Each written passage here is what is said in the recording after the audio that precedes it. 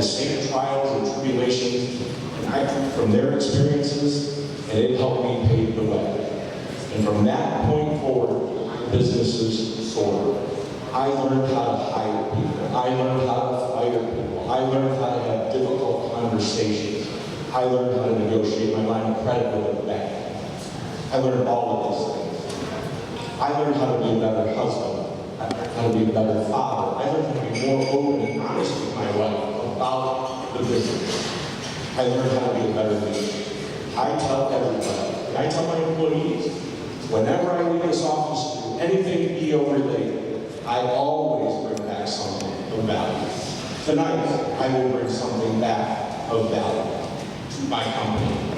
The meetings that I run, the conversations that I have, the way I hire people, the way I evaluate people, the way I do business, everything is EO related. It changed my life. I'm a better husband, father, brother, son, everything. I'm a better friend because of EO. It has taught me so much.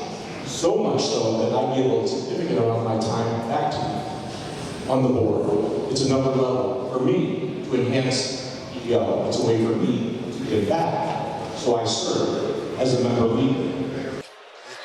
What up, everybody? It's your man, Player T. That's me, Hollywood in the Hood. I'm doing it really big. I'm right here at Bartleby, Cleveland, right here. I'm with EO right here, Entrepreneurs Organization, Cleveland. I'm with the president right here, Mark Schneiders. How you doing, Mark? I'm doing fantastic. The energy in this room is amazing. It sure is, man. You set it off, bringing Brian here. How important is it and impactful is it to bring guys like that to the community to let them share their business secrets? Well, I think, as you saw today, I mean, he tells a story.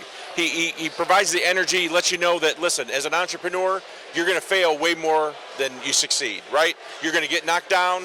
It's going to take a lot of tries. You're not going to be instantly successful, and you're going to need to pick yourself back up, and you need to learn from your mistakes, and you're going to need to keep trying, and it's going to take a long time, but success is there as long as you don't give up and you persevere. Love that energy. Absolutely. It's really about developing the entrepreneur as a person, right? It's about helping people to understand that there are people that have gone before that have experienced adversity.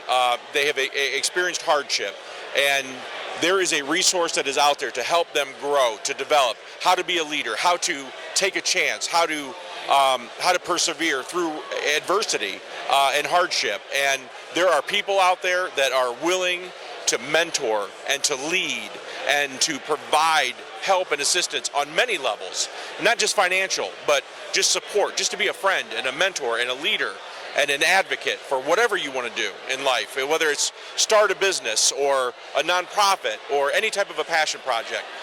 But the first step is to be vulnerable and vulnerable enough to ask for help. And we will connect you. Entrepreneur Organization will connect you with the right people that can help. Now, one last question.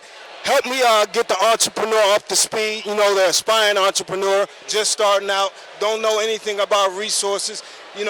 Let's bring them up to speed. Let's give them some encouragement right now. Take the risk.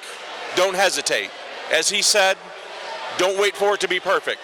Take the first step and be vulnerable. Thank you, man. Appreciate you very much.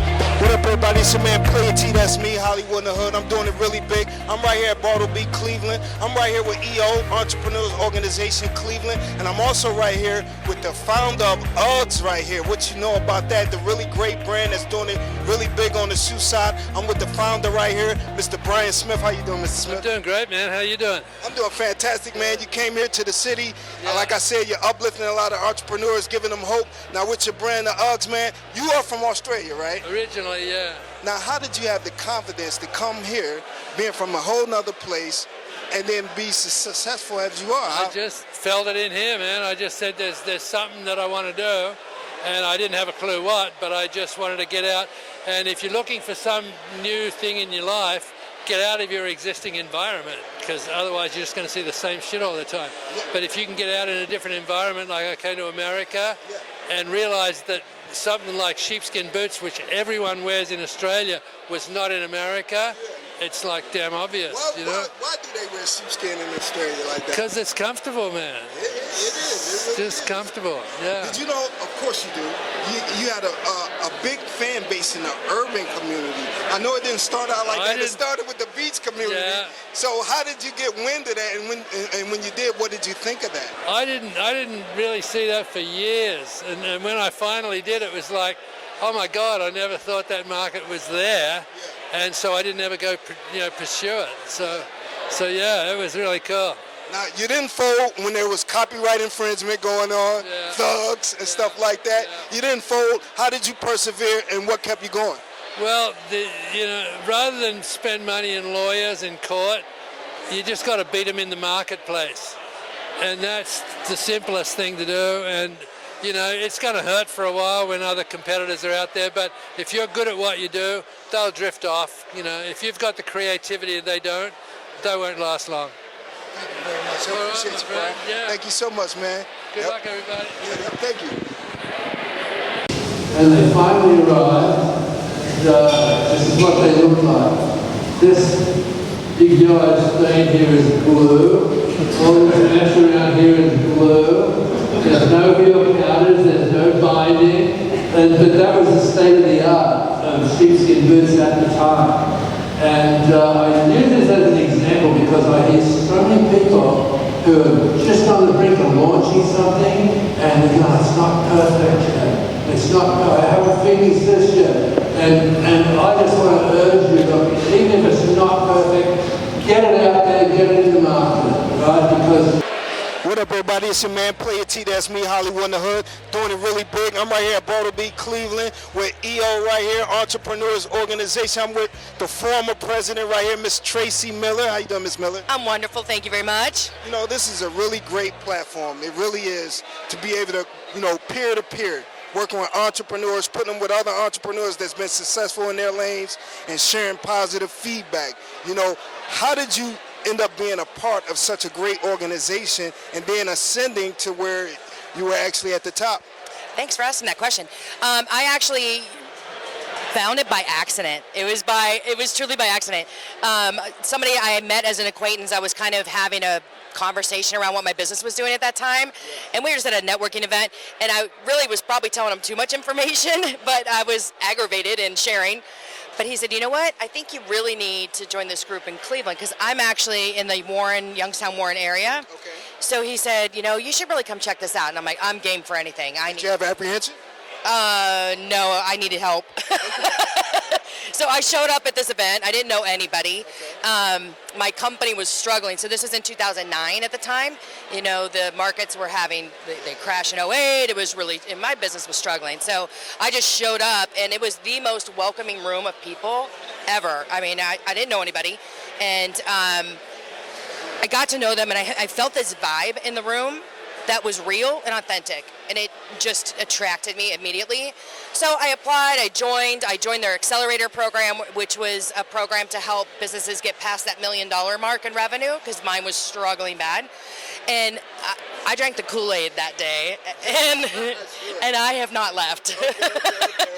So I stayed in, I said yes to everything, but what I learned was that EO was transformational for me in my personal life and my professional life, and I was learning with every step of yes that I said, and so I just kept saying yes. So I stayed in, they asked me to be on the board, I'm like, I got to give it back, I have to give back to this group that was pretty transformational for me.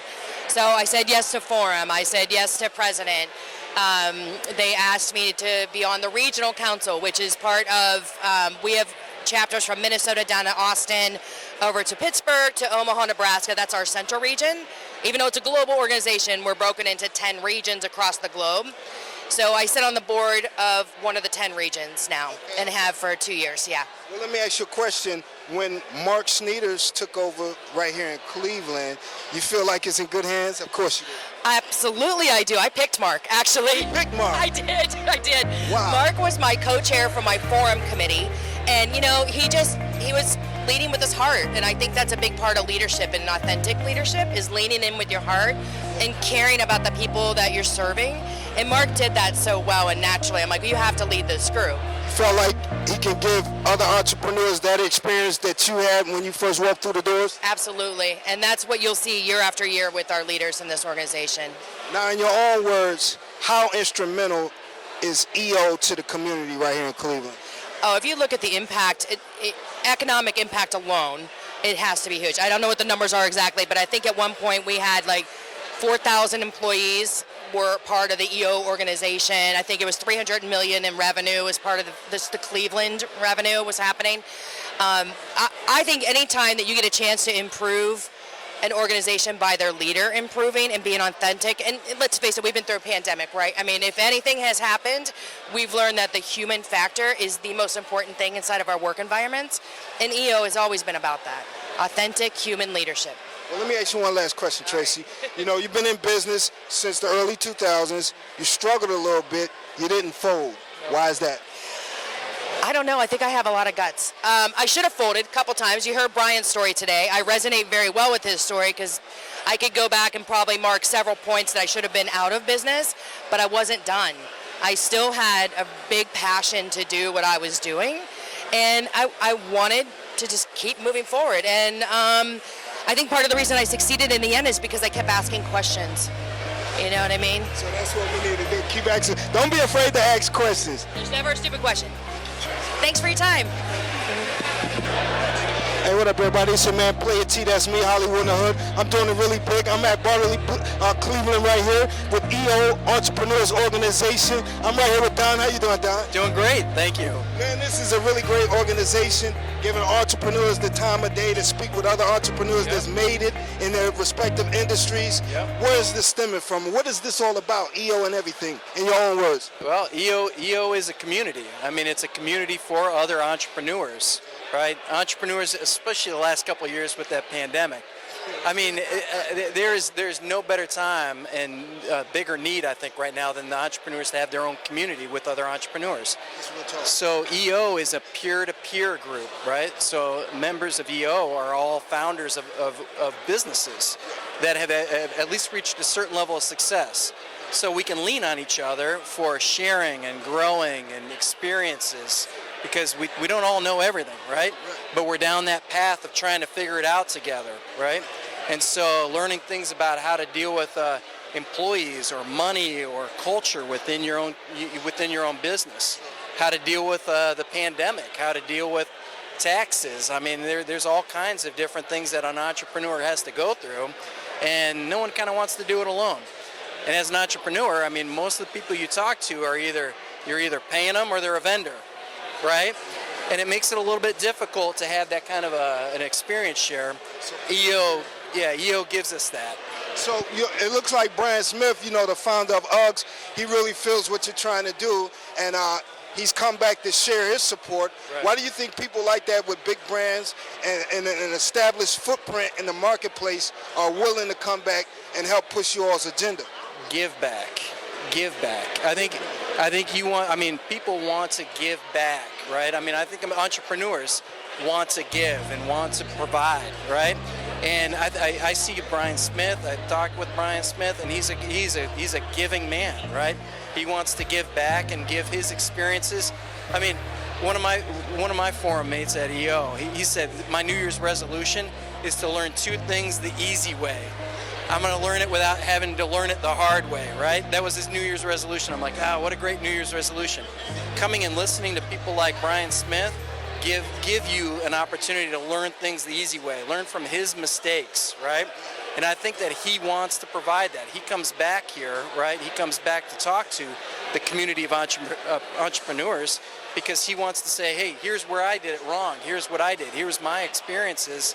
Learn from it and go forward with your business. Now, do you feel like you all's efforts here at EO and the Accelerator program, do you feel like your efforts are making a ripple in the community and really uplifting and birthing the tech-minded individuals, the business-minded individuals, the youth that want to make something happen with their lives? Do you feel like you're making headway with that?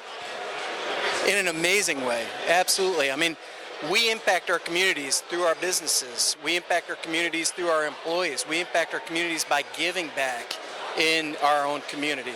Cleveland's our community, right? I mean, we can't have a better impact than providing, right? I mean, we have great goods and services, but I mean, we're providing jobs, we're providing an opportunity for people to grow.